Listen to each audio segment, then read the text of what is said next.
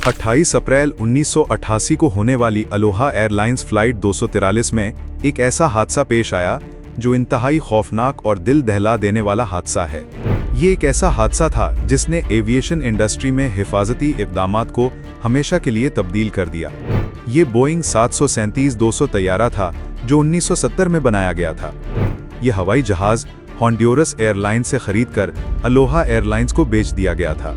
Aloha airlines ने इस तैयारे को इंटरनेशनल मयार के मुताबिक बनाने के लिए कुछ तब्दीलियां की, मगर इन तब्दीलियों में वो तमाम ज़रूरी काम शामिल नहीं थे जो एक लंबे अरसे तक इसकी हिफाजत को यकीनी बना सकते। इस परवाज़ में 95 मुसाफिर सवार थे, जिनमें से एक मुसाफिर ने बोर्डिंग के दौरान जहाज़ की बॉडी पर एक छोटी दरार देखी, लेकिन इसे मामूली समझकर रिपोर्ट नहीं किया। ये एक गलती थी जिसका खमियाजा बहुत ज़्यादा भारी था। परवाज़ का आगाज़ 28 अप्रैल 1988 को तैयारे ने हीलो, हवाई से होनोलुलु के लिए परवाज़ भरी। अलोहा की ये फ्लाइट सिर्फ 35 मिनट की एक मुख्तसर परवाज़ थी। तकरीबन 20 मिनट बाद जब तैयारा 24,000 फीट की बुलंदी पर था तो एक ज़ोरदार धमाके की आवाज़ आई। इसके साथ ही तैयारे की छत का एक बहुत बड़ा हिस्सा, तकरीबन 35 मुरब्बा मीटर, फटकर अलग हो गया। इससे कैबिन में तेजी से हवा का दबाव यानी रैपिड डीकम्प्रेशन कम हो गया, जिससे मुसाफिरों और फ्लाइट अटेंडेंट की हालत खराब हो गई। 3 फ्लाइट अटेंडेंट में से एक, क्लैराबेल यानी सीबी लैंसिंग, तैयारे से बाहर हवा में उड़ गईं और उनका जिस्म कभी नहीं मिला। खुशकिस्मती से पायलट्स कैप्टन रॉबर्ट शॉन स्टाइमर और फर्स्ट ऑफिसर मम्मी टॉम्किंस को इस हादसे से कोई नुकसान नहीं पहुंचा, क्योंकि वो एक बंद और महफूज कॉकपिट में थे। उन्होंने फौरन हंगामी सूरत हाल का ऐलान किया और तेजी से नीचे उतरना शुरू कर दिया। उन्होंने फी मिनट 4100 फीट के रेट से नीचे आना शुरू किया।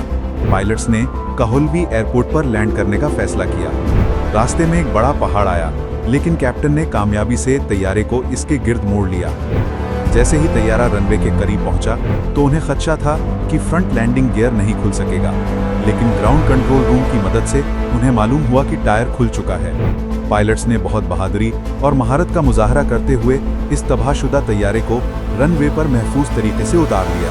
तहकीकात में ये बात सामने आई कि तैयारा अपनी तयशुदा फ्लाइट साइकिल्स यानी 75,000 से कहीं ज़्यादा 98,000 से ज़ायद परवाज़ें मुकम्मल कर चुका था। जहाज़ के बार बार दबाव में कमी की वजह से मेटल पुरानी और जंग लगने से उसके जोड़ कमज़ोर हो गए थे। एनटीएसबी की रिपोर्ट में हादसे की 3 अहम वजूहात बताई गईं। पहली ये कि अलोहा एयरलाइंस की जानिब से तैयारे की देखभाल में गफलत बरती गई, और दूसरी फेडरल एविएशन एडमिनिस्ट्रेशन यानी FAA की तरफ से तैयारे की चेकिंग में लापरवाही की गई, और तीसरी बोइंग के इब्तदाई डिज़ाइन में खामियां पाई गईं, जिसकी वजह से मेटल के जोड़ कमज़ोर हो गए थे। इस हादसे के बाद दुनिया भर में हवाई जहाज़ों की हिफाजत के कवानीन में इनकलाब आ गया। 1991 में FAA ने एजिंग एयरक्राफ्ट सेफ्टी प्रोग्राम शुरू किया, जिसके तहत पुराने तैयारों की सख्त जांच पड़ताल और देखभाल को लाजमी करार दिया गया, ताकि मुस्तकबिल में ऐसे हादसात से बचा जा सके।